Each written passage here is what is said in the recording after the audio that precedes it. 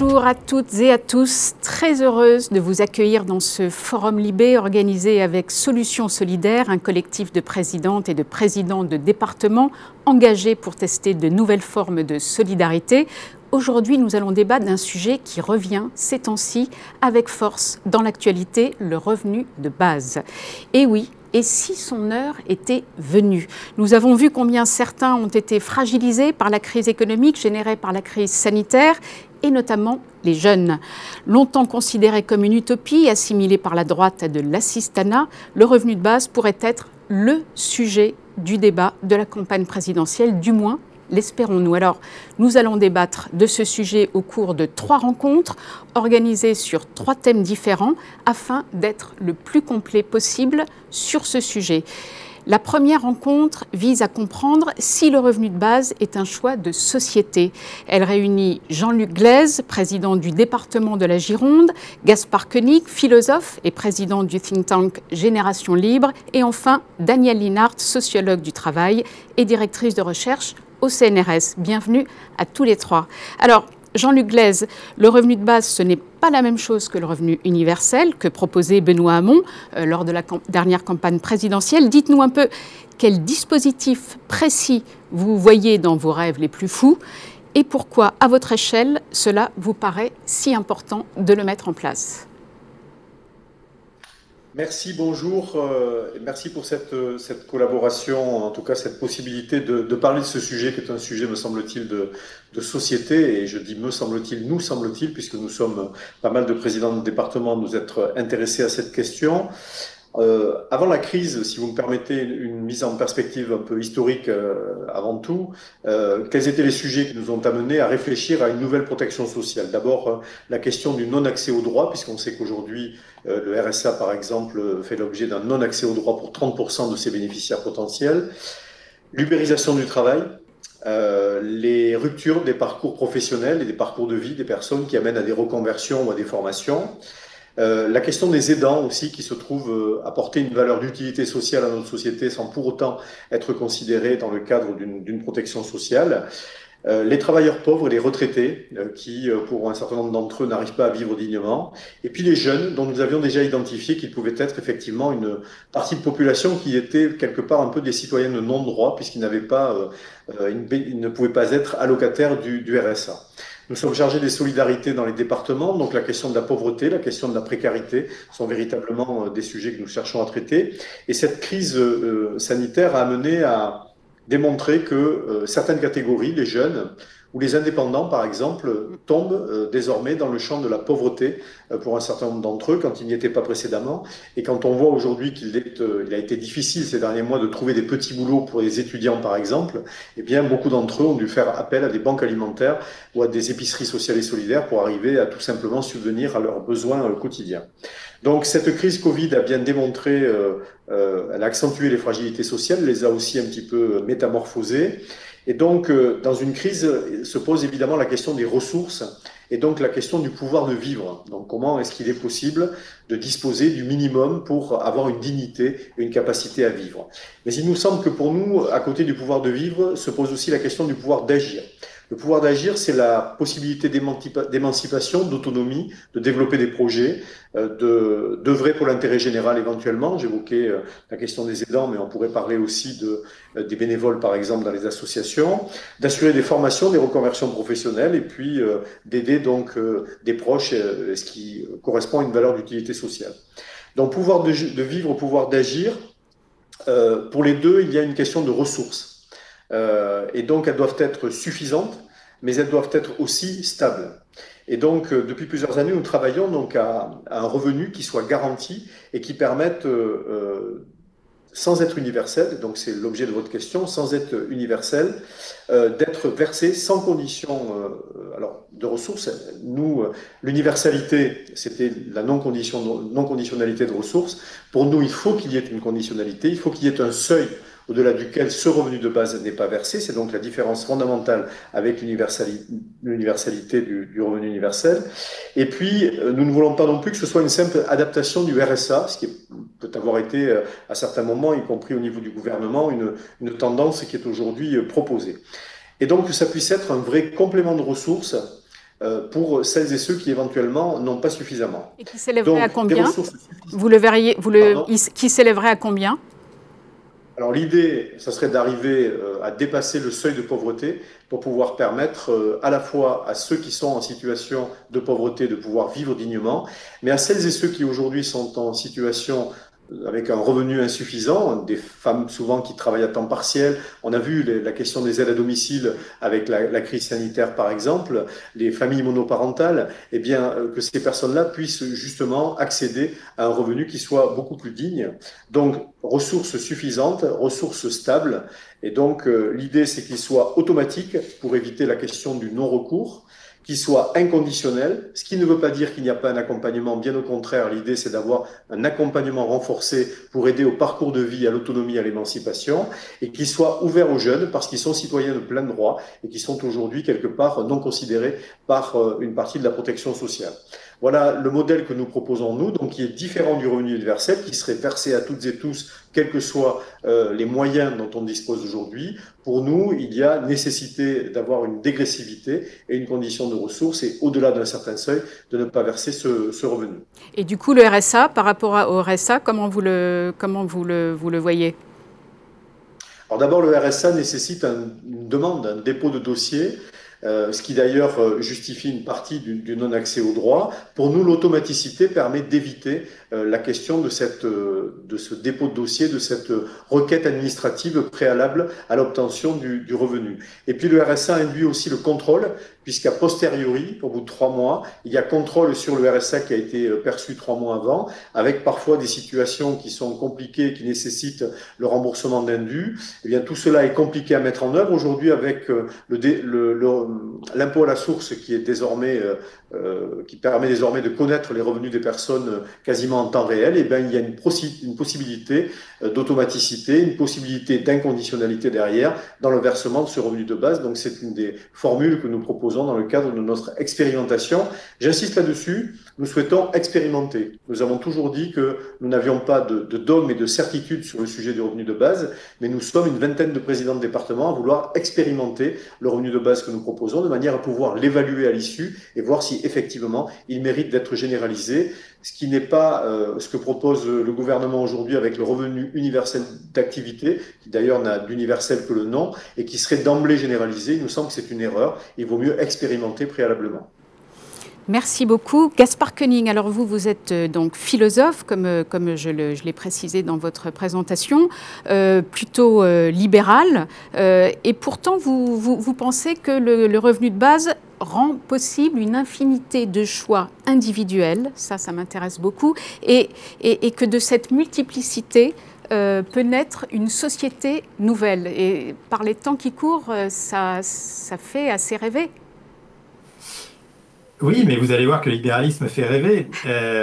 Et dans votre question, vous dites pourtant, mais en fait, il n'y a aucune contradiction entre être libéral et promouvoir un revenu de base. Je pense qu'au contraire, c'est inscrit quasiment dans les fondements de la doctrine.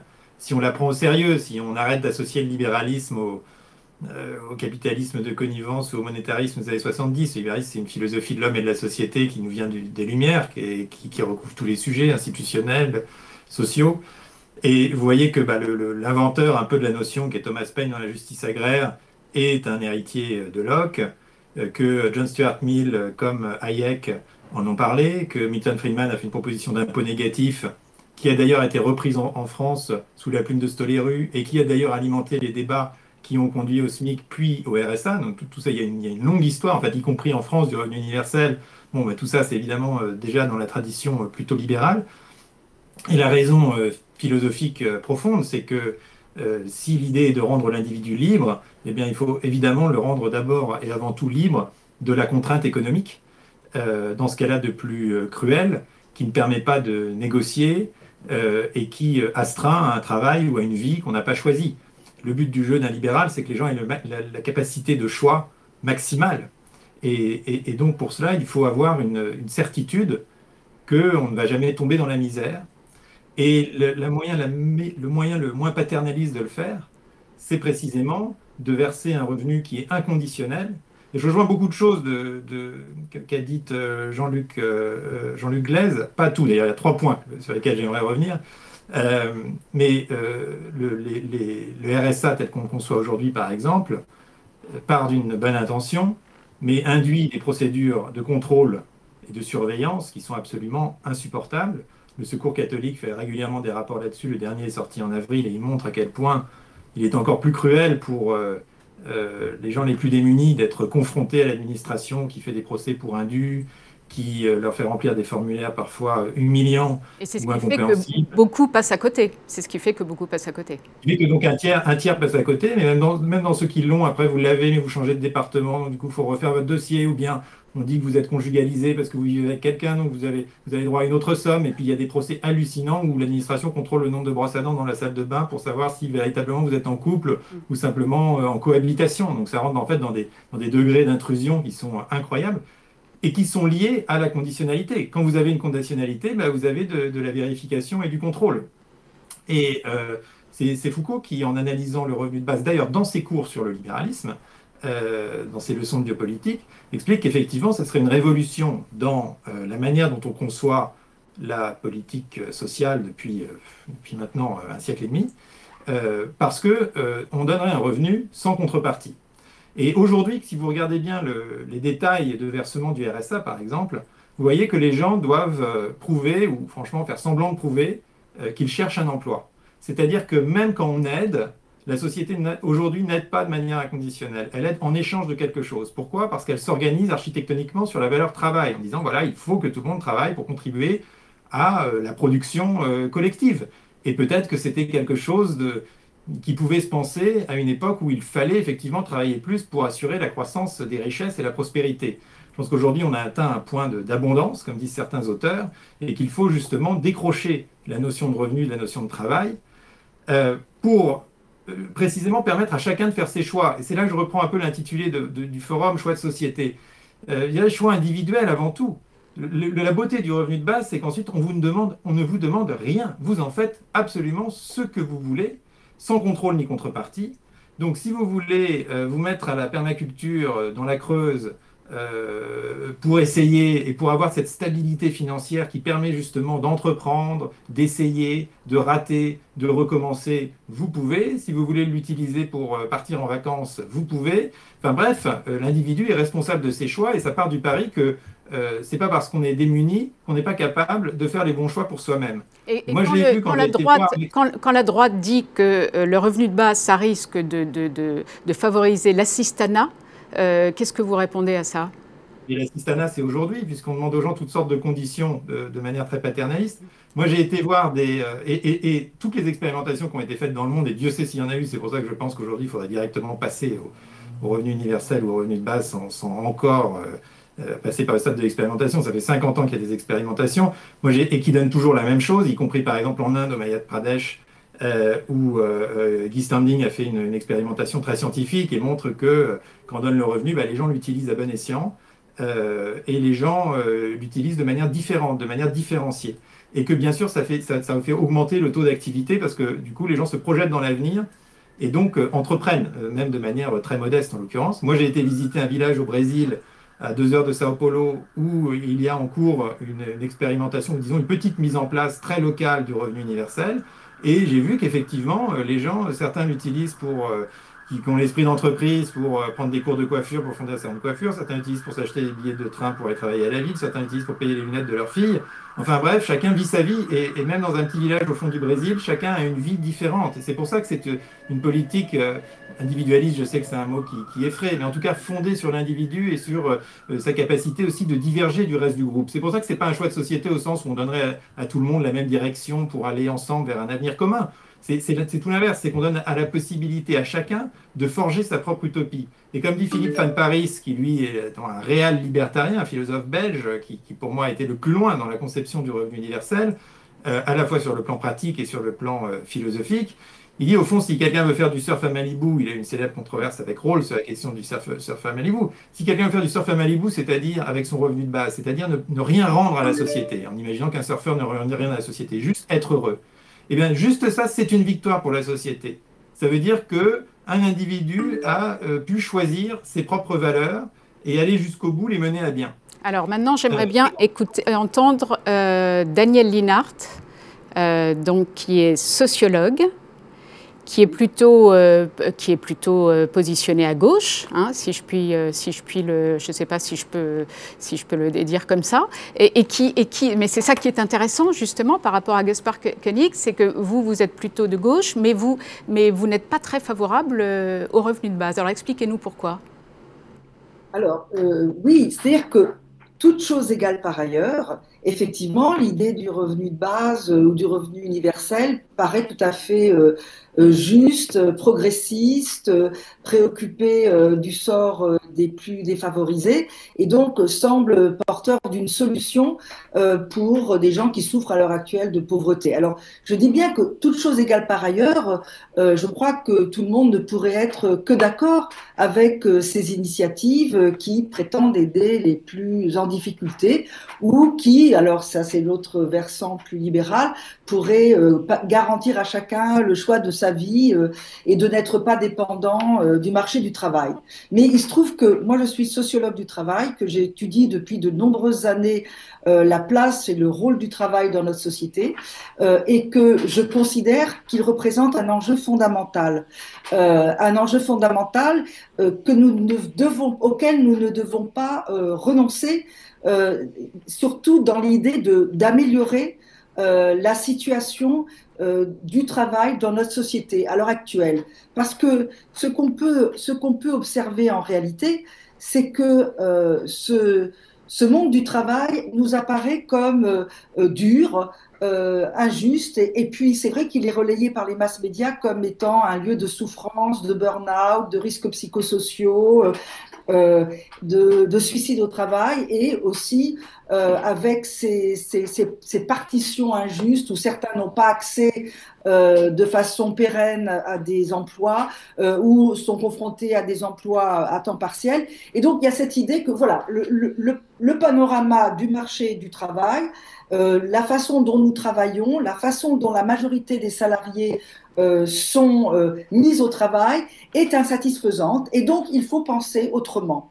Alors il faut penser à trouver des solutions qui puissent pérenniser la survie de ceux qui ont des difficultés dans ce monde du travail. Et moi je pense que le travail en tant que tel est un enjeu fondamental et que nous ne devons pas renoncer à améliorer le sens du travail, sa finalité, la manière dans laquelle il est organisé, la manière dont sont créés des emplois. Mais ce n'est pas incompatible avec le revenu de base. On pourrait dire aussi que le revenu de base permet à chacun, notamment aux jeunes, de trouver le travail qui lui convient, ou à celui qui a un travail qui ne lui convient plus, d'en changer justement.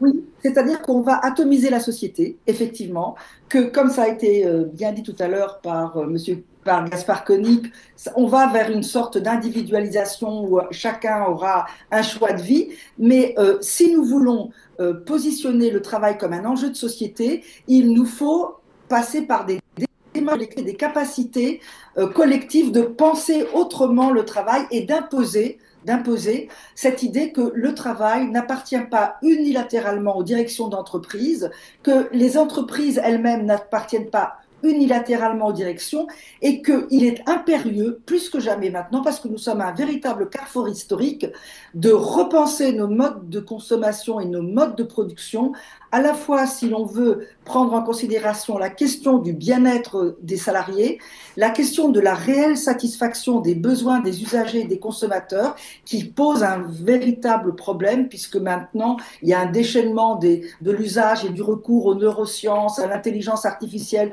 pour manipuler les consommateurs dans leurs désirs. Donc il est fondamental de repenser nos modes de consommation, et c'est d'autant plus impérieux que nous sommes, et on le voit bien avec la pandémie, confrontés à des problèmes d'ordre écologique. Il faut veiller à ce que les ressources de la planète soient préservées. Et donc, nous sommes à un carrefour historique où nous devons véritablement avoir la force collective d'imposer une capacité de repenser le travail, son organisation, la façon dont il est constitué en emploi, la manière dont ces emplois sont distribués et occupés, parce qu'il s'agit d'un enjeu fondamental. Or, il me semble que si l'on développe des possibilités de survie ou de pouvoir, par des allées et venues, des retraits sur le marché du travail, de vivre autrement en se finançant par des moyens qui relèvent des prestations sociales, on pourrait dire, il va y avoir une difficulté collective à s'emparer de cette question, et on aura tendance à dire, eh bien, bon, moi je fais des va-et-vient sur le marché du travail, je ne vais pas aller me battre à chaque fois que je suis dans une situation de travail, dans une entreprise, pour essayer de transformer les conditions de mon emploi, les conditions de définition de mon travail. Donc je pense que là, nous sommes confrontés effectivement à des enjeux qui sont multiples, notamment celui d'assurer une survie et une dignité aux gens qui ont beaucoup de difficultés, qui sont, on pourrait presque dire, bafoués par un monde du travail qui ne respecte pas leurs problématiques ou leurs difficultés. Mais nous sommes aussi confrontés à la nécessité, une fois pour toutes, de repenser le travail, parce que je dois dire que le travail est un impensé des partis de gauche comme des syndicats. Pratiquement jamais les syndicats ne se sont véritablement immiscés dans les questions de la définition, du sens, de la finalité et de l'organisation du travail. Et à chaque fois, on a dérivé vers la question des salaires, la question de l'emploi et du chômage, qui sont effectivement des questions profondément importantes. Mais je crois que maintenant, plus que jamais, nous sommes confrontés à la nécessité de repositionner le travail comme pour ce qu'il est, c'est-à-dire un enjeu de société fondamental, et que nous devons avoir l'intelligence, le courage et la force de donner une autre inclinaison, une autre voie à ce travail, pour qu'il soit, une fois de plus, respectueux du bien-être des salariés, de la satisfaction réelle des besoins de nos citoyens. Merci beaucoup, Madame Lienhart. Merci beaucoup. Je crois que le temps qui nous est imparti est écoulé, mais j'ai bien compris ce que vous vouliez dire, c'est intéressant. C'est en effet pas du tout, mais c'est ça qui est intéressant, c'est qu'il y a plusieurs thèses qui se confrontent. J'ai bien aimé le pouvoir de vivre et pouvoir d'agir de Jean-Luc Gleyze, qui souhaiterait expérimenter le plus vite possible un revenu qui permettrait à tous ceux qui en ont besoin de dépasser le seuil de pauvreté, et donc ça, on espère que ça va bientôt pouvoir être possible. Gaspard Koenig, vous dites qu'il faut, le revenu de base a été suffisamment expérimenté comme ça, que maintenant il faut rentrer dans le dur, si je puis dire, et le mettre en place, parce que pour vous, il faut libérer l'individu de la contrainte économique, lui donner le choix maximal, et le revenu de base peut le lui permettre. Quant à Danielle Lienhart, en effet, vous pensez qu'il faut aller plus loin, si je puis dire, c'est-à-dire repenser le travail collectivement, ce qui, à mon sens, n'est pas forcément incompatible avec la mise en place d'un revenu de base, mais ça fera peut-être l'objet d'un nouveau débat. Parce qu'en effet, ça paraît très intéressant, l'idée d'essayer de repenser collectivement le travail. C'est un beau sujet de débat, et j'espère que nous pourrons en discuter ensemble bientôt. Voilà, donc dans quelques instants, nous allons nous retrouver pour une nouvelle rencontre. Merci à vous trois, et on vous retrouve bientôt, en tout cas dans les pages de Libération, ça c'est sûr. Merci beaucoup. Merci. Merci à vous.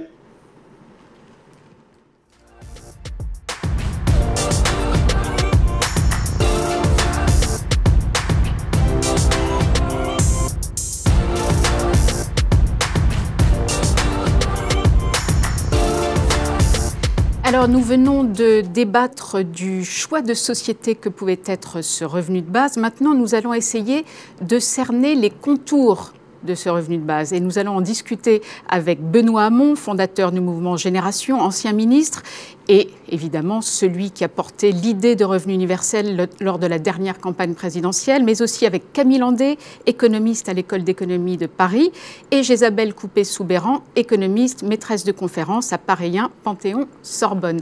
Bienvenue à tous les trois. Alors, Benoît Hamon, est-ce que Maintenant, vous êtes assimilé au revenu universel, hein, que vous le vouliez ou non. C'est vraiment une idée que vous avez portée, que vous avez martelée, qui a beaucoup frappé notamment la jeunesse, les jeunes, hein, qui ont été très, très frappés par ce nouveau choix de société. Mais finalement, est-ce que vous n'avez pas eu raison un tout petit peu trop tôt ? Bon, écoutez, si c'est trop tôt mais que j'ai eu raison, c'est déjà une bonne chose. Non, ce que je crois, c'est surtout que c'est un débat qui est pas simple parce que il pose la question de la relation qu'on a au travail, qui suppose de décorréler le travail de l'emploi. Assez naturellement, quand vous posez la question à quelqu'un, travaillez-vous, il va vous répondre, ai-je un emploi ou pas, et sans d'ailleurs embrasser la réalité du travail, qui peut être un travail bénévole, qui peut être un travail domestique, et finalement réduire sa contribution et son utilité sociale à l'emploi. Je pense qu'il y a mille autres manières d'être utile socialement et de produire de la valeur que de travailler. Il s'agit aussi de repenser la question de la redistribution des richesses. Et il me semble que le débat sur le revenu universel ouvre la possibilité de penser une forme de prédistribution des richesses si on pose comme principe que le PIB, la richesse produite, celle qu'on calcule chaque année, relève à la fois de notre activité présente et pour partie d'une rente liée au travail de ceux qui nous ont précédés, à leur génie, à leur innovation, et que cette fraction-là du PIB pourrait être distribuée en parts égales, de façon à ce que chaque individu qui naît, c'était un peu l'intuition ou la proposition de Thomas Paine, puisse disposer d'une fraction de cet héritage pour se projeter sous la forme, là en l'occurrence, d'un revenu universel qui serait versé chaque mois. Donc moi je crois que le débat est en train de mûrir, il rallie des partisans, en tout cas le revenu universel, de plus en plus nombreux, et en même temps il y a derrière ce mot revenu universel, revenu de base, à la fois des conceptions qui peuvent être différentes selon que l'on veuille que le revenu universel se substitue au système de protection sociale ou qu'il complète un dispositif de protection sociale pour finalement donner la possibilité, notamment à ceux qui travaillent, de disposer par le revenu universel d'une capacité à négocier qu'ils n'ont jamais eue. Et c'est vrai que de ce point de vue-là, ce qui a pu surprendre à gauche, c'est que finalement l'approche qui était la mienne, ou l'approche qui était la nôtre, était celle d'un projet politique qui tenait compte de l'individu et de la nécessité de lui donner les moyens de pouvoir négocier avec son employeur, finalement de se libérer de ce lien de subordination qui dans le travail le lie à son employeur et le condamne à une forme d'obéissance, surtout quand il n'a que son salaire pour vivre ou survivre. Et donc il y a là l'irruption finalement de la possibilité du choix qui a bousculé bon nombre finalement d'hommes et de femmes de gauche qui étaient habitués à penser la redistribution des richesses sous la forme d'un rapport de force capital-travail qui s'exerce dans l'économie, dans l'entreprise, au niveau d'une branche ou au niveau interprofessionnel. Mais moi, je constate que l'échec de ces stratégies-là, désormais, c'est une vraie difficulté, vu l'asymétrie du rapport de force entre les travailleurs et les détenteurs du pouvoir dans l'entreprise que sont les détenteurs du capital. Il y a un échec des politiques de redistribution qui ne parviennent plus, en tout cas, sur la question des salaires, à permettre une politique qui permette finalement l'émancipation, l'épanouissement à l'intérieur de la sphère du travail, comme on le souhaiterait en tout cas.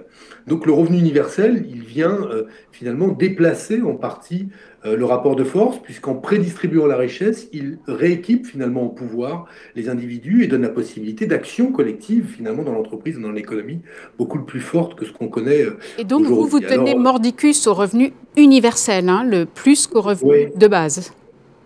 Oui, alors je sais qu'on critique le fait qu'on distribue la même somme aux riches et aux pauvres, mais il y a des prestations qui, fort heureusement, sont universelles. Et j'observe que dans toutes les sociétés dans lesquelles on réserve les droits aux pauvres, on a à la fin de pauvres droits, parce qu'on abaisse le consentement à l'impôt, et que les plus riches ou les classes moyennes disent, à partir du moment où ces droits ne sont pas universels, Pourquoi est-ce qu'on paierait des impôts? Pourquoi est-ce qu'on financerait la solidarité? Donc moi, le revenu universel, il s'accompagne évidemment d'une réforme profonde de la fiscalité qui, selon moi, doit faire dépendre le financement de cette mesure, non pas d'une seule contribution, qui pourrait être un nouvel impôt sur le revenu ou un impôt sur le patrimoine, mais un panier de contributions qui s'intéresse à la fois au patrimoine des ménages, à leurs revenus, mais aussi à la capacité que peuvent avoir les entreprises à financer une mesure comme celle-là. Et parmi les propositions que j'avais faites, il y avait l'idée de créer sous une forme ou sous une autre, mais ce qu'on appelait une taxe sur les robots, c'est-à-dire le fait de mettre à contribution les entreprises qui massivement substituent des robots à des emplois pour qu'elles puissent contribuer au financement de la solidarité dès lors qu'elles s'enrichissent grâce à cette substitution finalement. Vous les avez senties réceptives, les entreprises, sur cette idée-là? Pas du tout, non. Non, non, mais de toute façon, mais après, il faut discuter. Moi, j'observe qu'il y a des chefs d'entreprise qui pensent le progrès et l'émancipation et qui sont prêts à discuter. Après, si vous me parlez des syndicats patronaux, c'est quand même pas le temple des Lumières, si je peux me permettre. Mais donc, non, assez spontanément, ils disent non. Mais comme ils disent non à toute mesure qui remet en cause ou imaginerait une contribution supplémentaire. Ce que je crois le plus important, c'est de voir quelle chronologie on peut construire autour du financement du revenu universel. Et il y a évidemment, on avait mis sur la table une proposition avec Thomas Piketty, sur laquelle avait travaillé Thomas au moment de la campagne présidentielle, qui à mon avis n'était pas finalement la bonne, puisqu'elle induisait une notion de progressivité du revenu, qui cessait du coup d'être universel. On ne percevait pas le même montant selon ce qu'on gagnait par ailleurs, et ça a rajouté de la complexité, et ça a donné l'impression d'être une forme de super prime pour l'emploi, et je crois qu'on a perdu en lisibilité, en intelligibilité de la mesure. Je crois qu'il faut penser Pardon, je voulais conclure.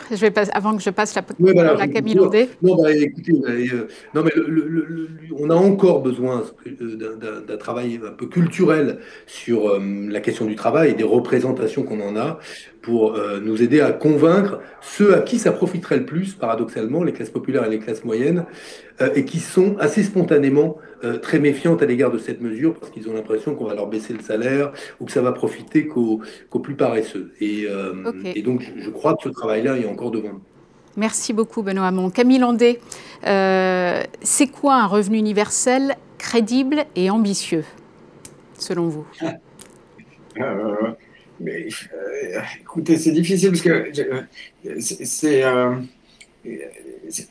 en gros, moi j'aimerais quand même revenir un tout petit peu sur ce qu'on a dit et ce que Benoît Hamon a dit, parce que il me semble quand même que si l'objectif c'est vraiment de changer la donne, d'avoir une vraie révolution à la fois dans la manière de penser, l'allocation des richesses dans la société, l'égalité des chances, donner à tout le monde des opportunités, si c'est aussi engranger un changement vraiment fondamental dans notre relation au travail, à ce que c'est qu'une bonne société, je reste convaincu que passer trop de temps sur cette question de revenu de base versus revenu universel, c'est pas nécessairement la bonne chose, parce qu'il va nous falloir en fait beaucoup plus que ça. Donc, pour répondre à votre question, un revenu universel crédible et ambitieux, c'est en fait bien plus que juste un revenu de base ou qu'un revenu universel. C'est un ensemble de mesures qui combinent une forme d'assurance dans le bas de la distribution des revenus, ou pour les gens qui ne peuvent pas accéder au travail, ou les gens qui travaillent mal, ou qui ont des mauvais travails, avec aussi tout un système par lequel on donne aux gens des opportunités, quelles que soient leurs origines. Et ça combine un système d'éducation ouvert à tous, gratuit et efficace, mais ça aussi, à mon avis, comprend, et je crois que c'est quand même vraiment une chose qu'on a tendance à oublier dans le triptyque, aussi un capital de base, en fait. Je pense que bien plus que le revenu de base ou le revenu universel qui procure de l'assurance, si on veut aller vers une société qui vraiment garantit l'égalité des chances, l'égalité des opportunités, il faut aussi penser, si vous voulez, l'accès au capital de base, parce que si on veut le capital de base? En gros, verser à chaque citoyen à ses 25 ans un capital. Alors, pour vous donner un ordre d'idée, on peut aller de 60 à 100 000, 120 000 euros et de verser à chaque citoyen ça à ses 25 ans pour lui donner l'opportunité de faire ce qu'il souhaite faire dans la vie. Parce que, si vous voulez, le problème du revenu de base ou le revenu universel, ça ne sera jamais suffisant, si vous voulez, si vous avez jeunes des projets très ambitieux qui nécessitent du capital ou des investissements pour les réaliser. Et c'est ça le gros enjeu, c'est que l'absence d'accès à certaines liquidités qui vous permettent d'investir dans des projets de base, cette chance-là, elle n'est pas donnée à tout le monde. Et plus fondamentalement, si vous voulez, la persistance du revenu ou du salaire entre les générations est beaucoup plus faible que la persistance du capital. Donc l'inégalité de base, c'est quand même une inégalité vis-à-vis de l'accès au capital, aux liquidités qui vous permettent d'avoir des opportunités dans la vie et de les réaliser. Donc, oui, mais vous n'avez pas peur, comme c'est tellement ambitieux, et en effet, ça paraît frapper au coin du bon sens. Simplement, avant de décider ça, est-ce que commencer tout doucement déjà par mettre en place un revenu de base, alors on voit bien à quel point ça coince, à quel point pour ce revenu qui paraît pas si compliqué à mettre en œuvre, il y a des vrais blocages. Est-ce qu'il ne faudrait pas commencer par le revenu de base avant d'essayer de penser, par exemple, à un capital de base, qui en effet est une bonne idée? Je ne suis pas d'accord avec vous, parce que je pense que justement le capital de base est beaucoup moins distorsif, si vous voulez. Le problème du revenu de base, c'est cette idée fondamentale que ça altère les incitations à travailler. Le capital de base, c'est juste partir d'une situation où on met les gens sur un pied d'égalité. Et ensuite, on ne change pas du tout, si vous voulez, les incitations à travailler plutôt que pas travailler, ou ce genre de choses. Donc, d'une certaine manière, je pense que ça modifie beaucoup moins les relations sur le marché du travail ou ce genre de choses qui peuvent être très angoissantes avec cette idée que voilà, le revenu de base décourage au travail. Bon, ceci dit, comme je suis économiste, j'en profite aussi pour vous dire que la plupart des évaluations nous disent que finalement, l'effet du revenu de base sur les incitations à travailler est finalement assez faible. Mais en tous les cas, si oui, vous voulez... Parce que quand vous croyez que 400, enfin je ne sais pas, je dis une somme moyenne, que 400 ou 500 euros par mois, ça n'incite pas à travailler, ça permet pas vraiment de vivre correctement, ça permet juste de pouvoir survivre le temps de trouver quelque chose qui vous convienne. Non, absolument. Mais ce que je veux dire, c'est que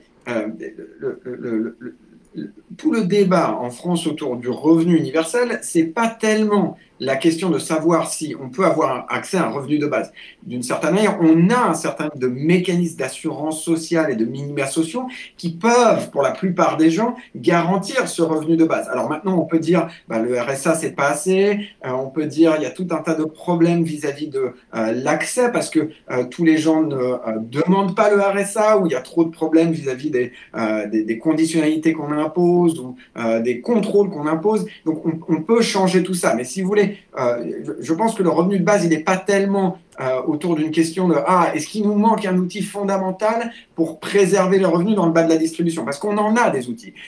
J'ai l'impression que tout le revenu de base et donc du coup aussi tout le temps qu'on perd autour de ces questions de revenu de base, revenu universel, c'est la manière d'arranger tout ce système d'impôts et de transferts depuis le bas de la distribution des revenus jusqu'en haut de la distribution des revenus. Et la vérité, c'est que bon, voilà, ce sont des débats qui peuvent ne jamais en finir, mais qui semblent en fait un peu des épiphénomènes vis-à-vis de la grosse question qui est celle de l'inégalité d'accès au patrimoine, qui est beaucoup plus fondamentale et qui est beaucoup plus déterminante dans la capacité à avoir des opportunités dans la vie et à les réaliser.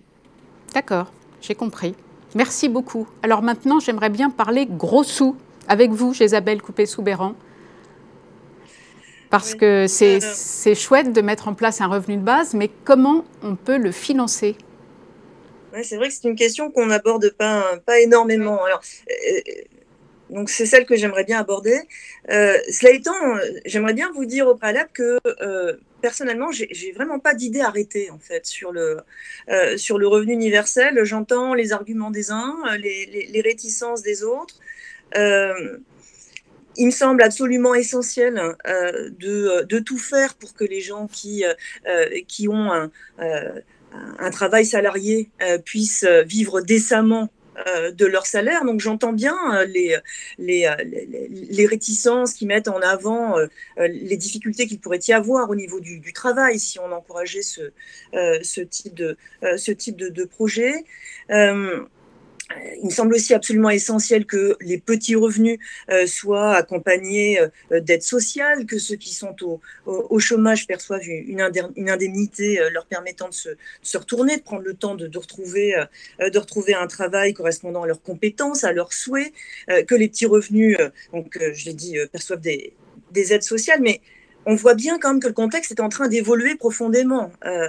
De plus en plus, vu la dégradation croissante du rapport entre le salaire et le coût du logement, vu la précarité d'une partie de notre jeunesse qui est accrue par la crise sanitaire, vu la complexité du recours à l'aide sociale, vu le niveau également de non-recours, vu la progression de l'inemploi, eh bien, cette idée de revenu universel ou de revenu de base, moi je serais peut-être éventuellement un peu plus séduite par l'idée de revenu de base, c'est-à-dire d'un minimum vital versé à chaque personne, hein, en deçà d'un certain niveau de revenus d'activité, donc qui serait versé sous la forme d'un impôt négatif automatique, sans aucune démarche, sans contrepartie. Eh bien, tout cela, au fond, ça gagne en force et ça apparaît comme un outil qui mérite réflexion. Et alors comment on le finance ? Alors voilà, comment on le finance ? Alors, il y a des réticences, il y a des réticences à droite, à gauche. Alors pour certains, tout ça peut se financer avec une profonde réforme, fiscale. Alors, je pense que certains voient ça comme quelque chose qui permettrait de faire d'une pierre deux coups, mais pour d'autres, eh bien, cette réforme fiscale profonde, ce serait aussi peut-être la pierre d'achoppement de ce type de projet. Et moi, il me semble intéressant, en fait, de mettre en avant qu'il y a une alternative à cela. Alors, ça ne veut pas dire que je suis contre une profonde réforme fiscale. Je pense elle peut être nécessaire, mais elle peut prendre du temps. Et il me semble qu'en fait, du côté des banques centrales, on a une alternative possible. On a un financement possible de ce type de projet. Alors, ça ne veut pas dire que ça pourrait se faire vite aussi, parce que ce ne sont pas les banques centrales telles qu'elles existent aujourd'hui, en tant qu'institutions indépendantes qui n'ont pas le droit de financer directement les États, qui pourraient financer ce type de projet. Mais en fait, je crois qu'on est en train, si vous voulez, aujourd'hui de commencer à repenser un peu la gouvernance des banques centrales. On se dit qu'il y a quand même un souci au niveau de la gouvernance de ces institutions qui sont encore aujourd'hui indépendantes des États, et il y aurait tout lieu, en fait, d'en faire des instituts d'émission gouvernés par la société et mis au service d'objectifs fixés collectivement. Alors, ces objectifs, eh bien, ça pourrait être réparer l'injustice sociale, financer la transition écologique, garantir l'emploi et, dans tout cela, bien sûr, pourquoi pas mettre en place un revenu de base, un revenu universel. Je pense qu'on aurait là une possibilité de financement. Il y a plein de propositions monétaires alternatives qui émergent depuis quelques années. On entend parler de monnaie hélicoptère, on entend parler de dons de monnaie centrale. Eh bien, toutes, en fait, conduisent, si vous voulez, à cette perspective d'une banque centrale qui serait transformée en institut d'émission, gouverné par tout un ensemble de parties prenantes, et dont le pouvoir de création monétaire serait mis au service de la société, servirait à atteindre des objectifs fixés. Alors ça varie selon les propositions, selon les projets. Avec la monnaie hélicoptère, eh bien, il s'agit de verser directement de la monnaie centrale aux ménages, voire même aussi aux entreprises pour soutenir leur capacité de dépense dans des situations difficiles. Et vous pensez que les banques centrales seraient mûres pour faire ça ? Alors, mûres, sans doute pas maintenant, mais je pense que, si vous voulez, il faut il faut accompagner cette réflexion, il faut en tout cas alimenter cette réflexion sur le changement de gouvernance des banques centrales et comprendre que si l'on modifiait cette gouvernance des banques centrales, si on faisait des banques centrales des instituts d'émission au service de la société, eh bien ce type de projet, si tant est qu'on y voit le résultat d'un choix de société, eh bien ce type de projet serait tout à fait finançable sans reposer sur le budget, des États, ou en tout cas, si vous voulez, ne nécessiterait pas un endettement croissant des États. Parce que le risque, évidemment, avec la mise en place d'un revenu de base ou d'un revenu universel, c'est finalement de déséquilibrer de manière structurelle les finances publiques. D'accord ? Et soit on répond à cela justement par une réforme fiscale profonde, soit on trouve une alternative, et cette alternative, il me semble qu'on peut la trouver du côté justement de ce financement par les banques centrales. Super. Qui n'est pas possible aujourd'hui, mais auquel il nous faut réfléchir pour Merci demain. beaucoup pour cette proposition concrète, constructive. Donc, si je vous résume tous les trois, Benoît Hamon donc dit qu'il faut que ce revenu de base suppose de décorréler le travail de l'emploi. Il faut décorréler le travail de l'emploi. Il y a 1000 façons différentes d'être utile à la société. Et ce débat, pour vous, est en train de mûrir, ce qu'on voit en effet actuellement. Camille Landais, vous considérez que ce revenu universel n'est pas suffisant. Vous voulez voir beaucoup plus large et vous pensez que le gros problème, c'est l'inégalité d'accès au patrimoine et que pour répondre à ça, vous aimeriez voir se mettre en place un capital de base, ce qui est une idée intéressante, compliquée mais intéressante. Et Djezabel Coupé-Soubeyran, pour vous, une façon novatrice, intéressante de financer ce projet de revenu de base serait de modifier la gouvernance des banques centrales. Je vous ai bien compris, si je puis dire. Alors, je suis désolée, franchement, c'est passionnant et j'aurais bien passé plus de temps avec vous. J'espère qu'on aura d'autres occasions de poursuivre ce débat. Parce qu'il en est sorti des choses assez concrètes, donc c'est bien. Et merci beaucoup et à très vite, j'espère. Merci à vous. Merci.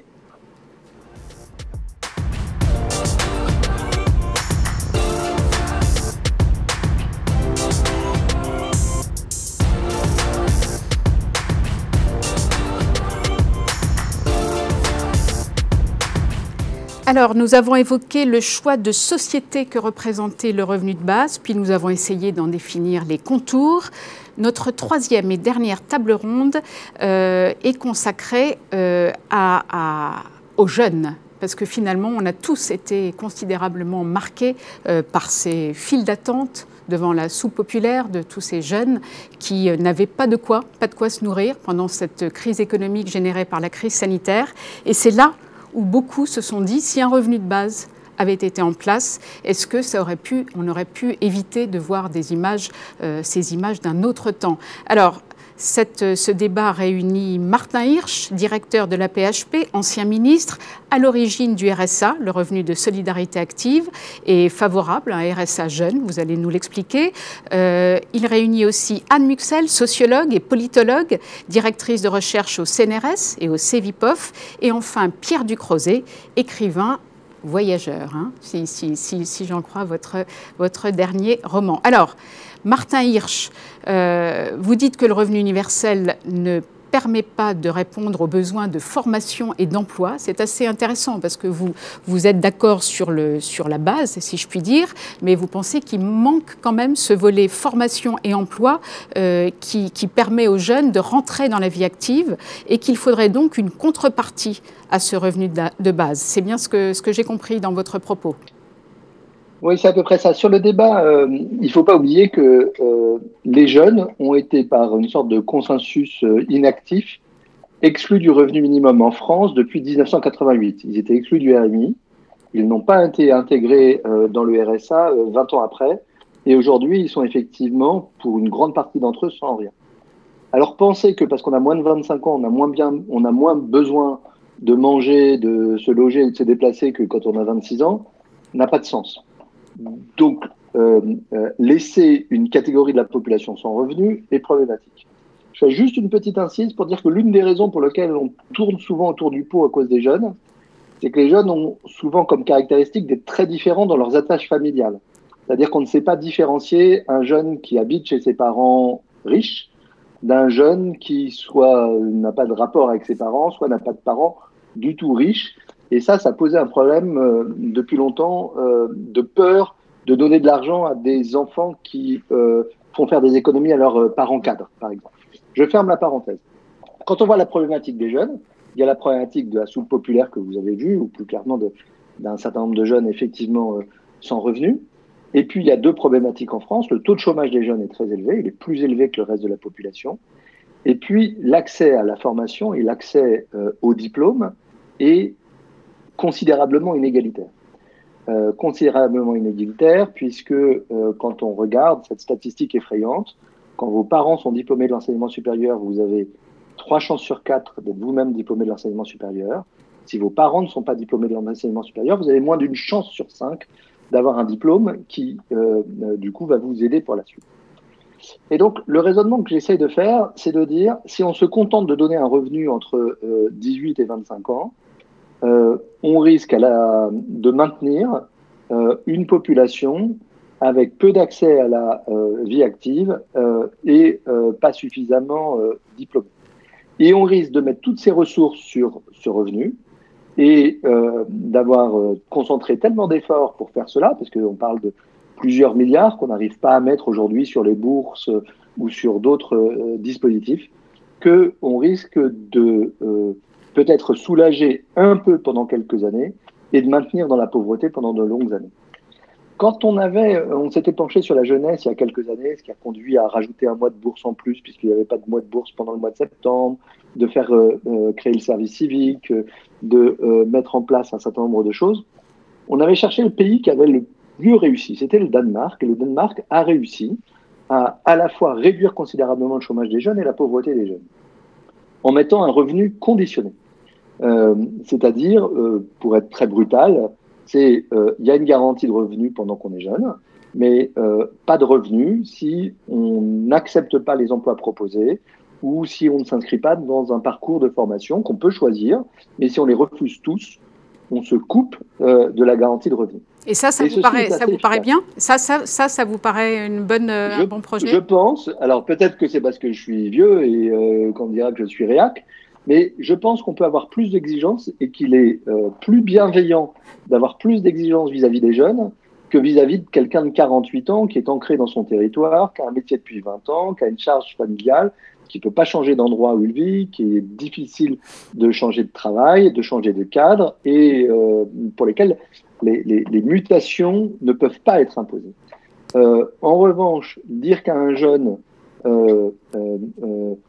on peut être effectivement plus exigeant, me paraît utile. Et ce faisant, on est du coup aussi plus exigeant vis-à-vis des employeurs. L'un des problèmes de ce taux de chômage très élevé chez les jeunes en France, c'est que les employeurs se concentrent sur la population active la plus productive. Donc ils écartent les jeunes, ils écartent les vieux. Et si on leur dit les jeunes auront un revenu de base et donc c'est l'État qui s'en occupe, je ne pense pas qu'ils fassent plus d'efforts sur l'emploi des jeunes. Donc c'est pour ça que je remets ça dans un contexte emploi, formation, et je rajouterai engagement. Je trouve normal que s'il y a un revenu garanti entre 18 et 25 ans, on en profite pour faire son service civique et qu'on ne refuse pas ce type d'engagement, et qui permettent, à mon avis, d'aider davantage les jeunes pour la suite que si on mettait un seul revenu, et de jamais abandonner le fait qu'on a des inégalités et des moyens à faire pour réduire les inégalités d'accès aux études supérieures, et peut-être des dispositifs coûteux à mettre en place pour accélérer l'intégration dans la vie active. Dans les rencontres précédentes, certains disaient que le RSA, qui était une bonne idée, mais qui était très complexe, qu'il y a beaucoup de dossiers, de procédures administratives à mettre en œuvre, et du coup, ce qui explique qu'une bonne partie, beaucoup de ceux qui pourraient y avoir droit, ne font pas les démarches. Alors qu'un revenu de base permettrait justement d'éviter ces contraintes. Qu'est-ce que vous en pensez ? J'en pense qu'ils ont raison de dire qu'il y a du non-recours au RSA à cause des conditions d'accès. Il se trouve que ces conditions d'accès ont été mises en place en 2008 par un gouvernement qui pensait que tout le monde allait se ruer sur le RSA, et la hantise, c'était le sur-recours au RSA. Donc il y a un certain nombre de dispositions qui sont dedans. Je remarque que quand le gouvernement a enlevé véritablement ces conditions, elles sont faciles à enlever. Il n'y a pas besoin de passer par l'énorme bouleversement du revenu universel pour pouvoir simplifier les conditions d'accès au RSA. Merci beaucoup Martin Hirsch. Anne Muxel, on va rentrer dans le dur plutôt de la politique. On a beaucoup, on est nombreux à avoir été marqués par ces sondages qui nous ont montré récemment que beaucoup de jeunes étaient tentés par le Rassemblement national. Est-ce que la précarité peut influer justement sur le devenir politique de ces jeunes, enfin sur leur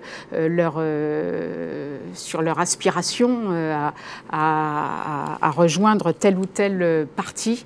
Est-ce que vous pensez que c'est justement aussi contre ça qu'il faut lutter, c'est-à-dire de donner aux jeunes la possibilité de s'insérer plus facilement dans la société pour éviter qu'ils rejoignent à un moment ou à un autre les extrêmes? Ce qui est sûr, c'est que les conditions d'insertion sociale et professionnelle dans notre pays ne sont pas faciles pour les jeunes comparées à d'autres pays. Martin Hirsch l'a tout à fait rappelé. Les questions de chômage, les questions de formation, la question des inégalités scolaires qui s'est encore creusée. Beaucoup de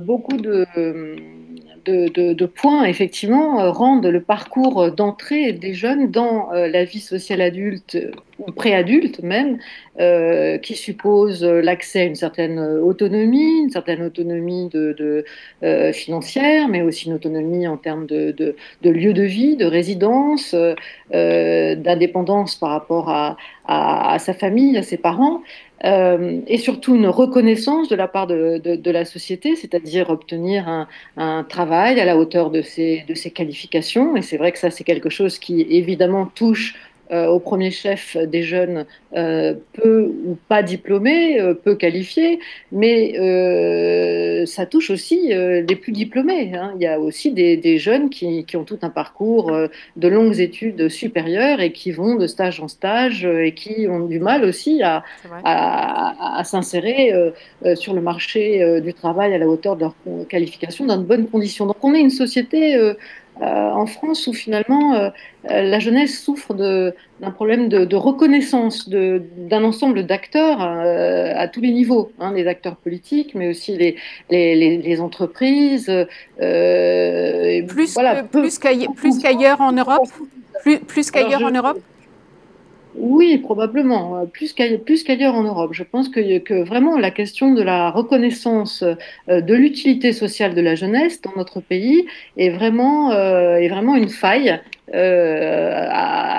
dans de nombreux secteurs de la société. On ne fait pas assez confiance d'une façon générale à la jeunesse. On ne reconnaît pas assez son utilité sociale. Alors dans ce contexte, pour répondre à votre question, bien sûr que des forces politiques qui activent des ressorts populistes, qui sollicitent les ressorts de la protestation, du mécontentement, eh bien, évidemment, peuvent représenter une certaine attractivité pour des jeunes qui sont un peu en manque de en manque de repères et aussi qui se sentent un peu laissés pour compte, parce qu'au fond les alternances politiques que nous avons eues, bien sûr, la gauche, la droite, successivement au pouvoir, des mesures prises par les gouvernements qui certaines étaient évidemment tout à fait bonnes, mais malgré tout les choses n'ont pas sur le fond changé.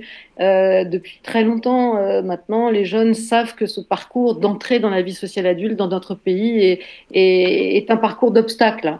Et la crise sanitaire vient se rajouter encore à cela. Ils ont évidemment, les jeunes ont dû vivre une vie complètement à contre-emploi de ce qu'est la vie normalement de la jeunesse, qui suppose l'ouverture, des rencontres, la convivialité, une possibilité de se de se former, mais aussi de travailler. Beaucoup de jeunes ont perdu leur petit boulot ou leurs emplois bien souvent précaires, puisqu'il y a beaucoup d'emplois précaires dans ces années-là.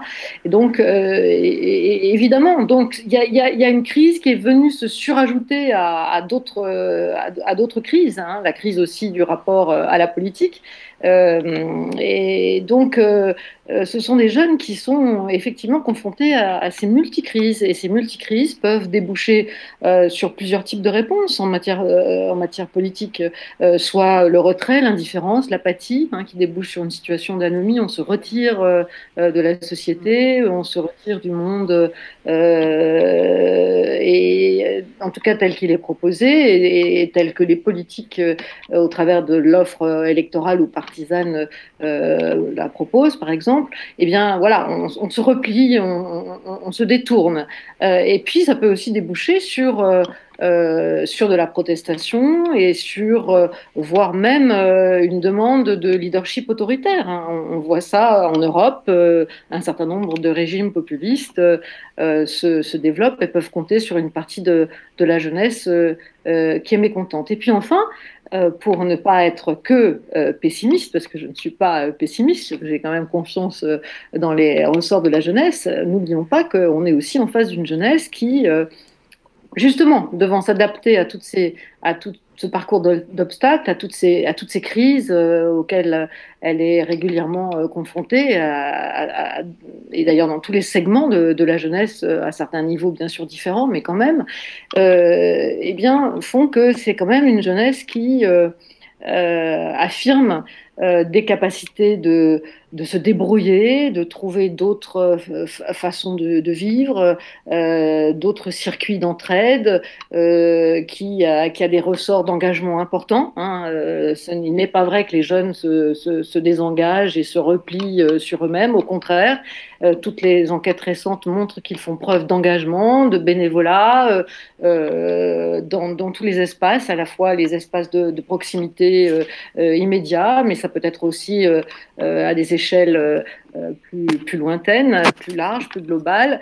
Voilà, donc je pense que là, il y a une forte nécessité que la jeunesse soit reconnue dans ce pays pour ce qu'elle peut donner. Et en fait, bien sûr qu'il faut des aides, bien sûr que la crise a aggravé encore des situations de pauvreté, de difficulté, mais il me semble, en tout cas dans les enquêtes que je peux mener moi-même, que les jeunes sont surtout en demande de reconnaissance, qu'on les aide pour leurs projets, qu'on les aide à développer les projets qui sont les leurs. Ils sont très inventifs, très créatifs, et qu'ils se sentent soutenus et reconnus. Et je crois que ça, c'est quand même quelque chose qui doit être pris en compte par les pouvoirs publics et les politiques qui souvent sont assez peu imaginatifs en la matière.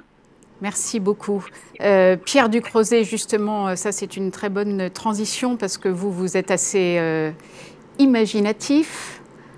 Vous nous avez fait beaucoup rêver ces derniers mois ou même ces 2 dernières années, je ne sais plus, avec vos chroniques dans Libération sur votre 2 dernières années, voilà, sur votre voyage. Vous avez fait le tour du monde quasiment, hein, et vous nous envoyez chaque fois des différents points du monde des chroniques qui étaient merveilleuses et vous en avez fait un livre paru, un roman paru chez Actes Sud. Rappelez-moi le titre de votre roman chez Actes Sud. Le Grand Vertige. Voilà, Le Grand Vertige.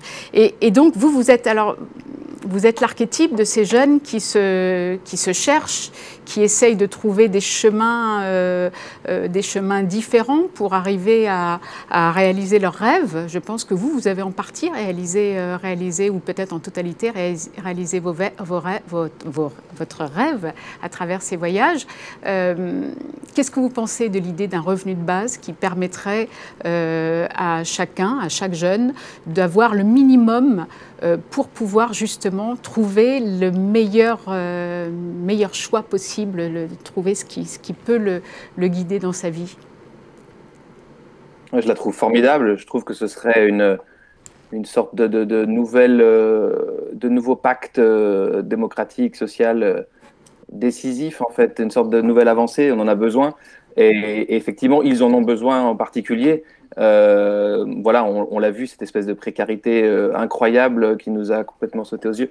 Ils sont hyper imaginatifs, ce que disait Anne Muxel. Il y a une foule d'idées pour s'attaquer à l'énorme défi, disons que j'appelle climatique, mais qui est plus large, qui est immense. Mais il faut du temps, il faut que ça se développe, tout ça, il faut l'encourager. Et donc, dans cette précarité économique et sociale, ce revenu de base serait vraiment formidable pour pouvoir avoir le temps, l'énergie et tout le reste pour développer, s'attaquer à cette montagne, en fait, qui est les défis qui les attendent. Donc ça me semble formidable. Ce serait une sorte de... Et puis, il y a l'idée que je trouve décisive de dire, voilà, exister, justifier en tant que tel...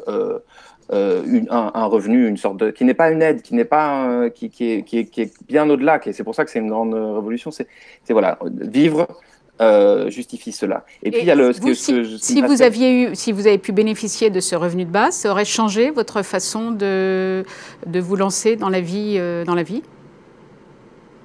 Eh bien, en fait, j'aurais fait exactement la même chose, mais tout est de toute façon plus aisé. En fait, c'est ça, je trouve que si j'ai bien compris, c'est l'idée, c'est-à-dire vous allez là où vous voulez aller, mais avec plus de facilité. Donc les études. Après, c'est ce que aussi on disait disait Martin Hirsch, on oublie que un jeune, qu'est-ce que ça veut rien dire en fait. Il y en a qui grandissent avec chez eux, chez les parents, avec des parents qui ont les moyens de leur financer les études. Et puis à l'autre extrême, voilà, on a 100 parents sans aucune ressource. Donc ça permet d'étudier, ensuite d'attaquer la vie professionnelle sur un bon pied. Donc pour moi, ça m'aurait de toute façon, oui, faciliter les choses. On fait la même chose, mais plus vite et mieux.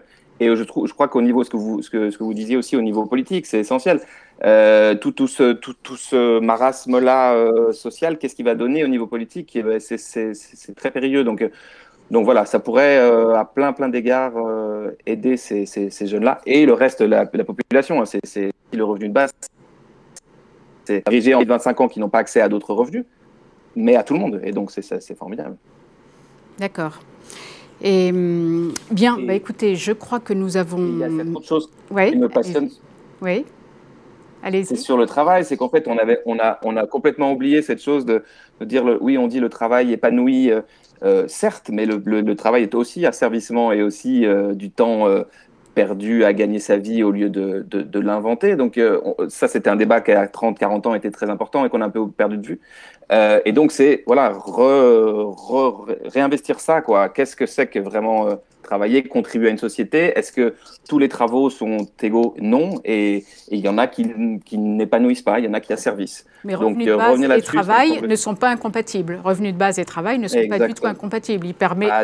Premier permet juste de trouver le travail qui vous correspond le mieux, voire même de se rendre utile à la société, même de façon bénévole, de faire du bénévolat. Exactement, c'est pour ça que les risques que j'entends d'assistanat ou de choses de non-incitation au travail, je ne comprends pas du tout. Ça n'a strictement rien à voir. Ça ne va pas changer l'élan du marché du travail. Ça va simplement permettre à ceux qui sont en difficulté de pouvoir s'épanouir plus facilement.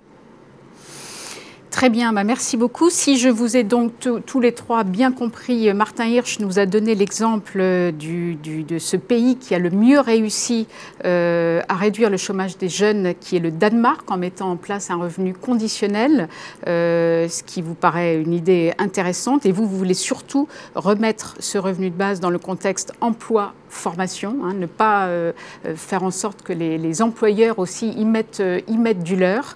Anne Muxel, vous considérez, c'est ce qui est très intéressant, que dans notre société, la jeunesse souffre d'un manque de reconnaissance. C'est ça l'élément clé.